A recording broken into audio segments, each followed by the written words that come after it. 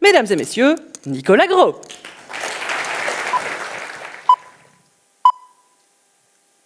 Vous savez ce que je trouve fascinant au musée? D'y voir les rares objets millénaires qui nous sont parvenus. Mais rares? Pas tant que ça. Suivez-moi, je vous emmène dans les réserves.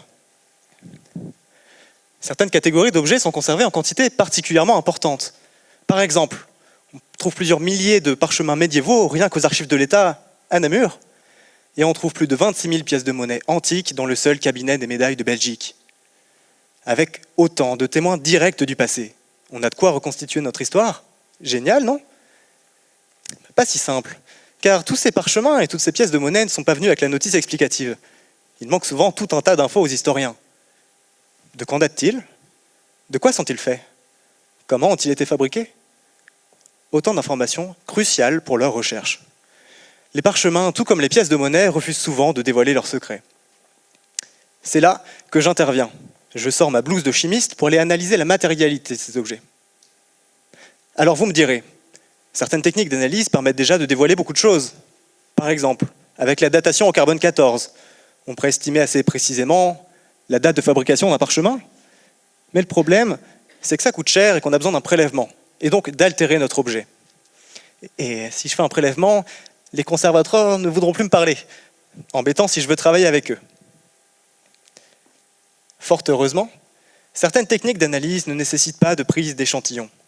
Elles reposent uniquement sur l'interaction entre la lumière et la matière.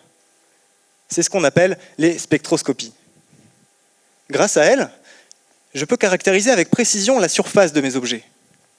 Et de la précision, j'en aurais besoin, car mes objets sont souvent fort dégradés. Après plusieurs siècles, mes parchemins, composés de peau animale et donc de protéines de collagène, ont eu le temps de se détériorer.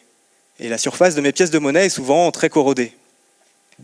Malgré tout, la sensibilité de mes instruments étant redoutable, de subtiles variations me permettent de distinguer un parchemin de veau d'un parchemin de mouton.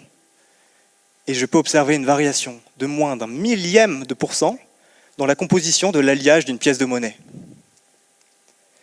Mieux encore, c'est en quantifiant ces dégradations que je pense en savoir bien plus.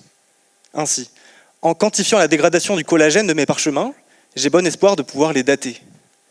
Et en quantifiant la corrosion à la surface de mes pièces de monnaie, je pense pouvoir estimer plus précisément la composition de l'alliage initial. Autant d'informations si précieuses aux historiens. Alors, des parchemins sans date et des monnaies sans certitude, mais pourtant, ils ont tant à dire. Mais ça, c'est une autre histoire. Je vous remercie.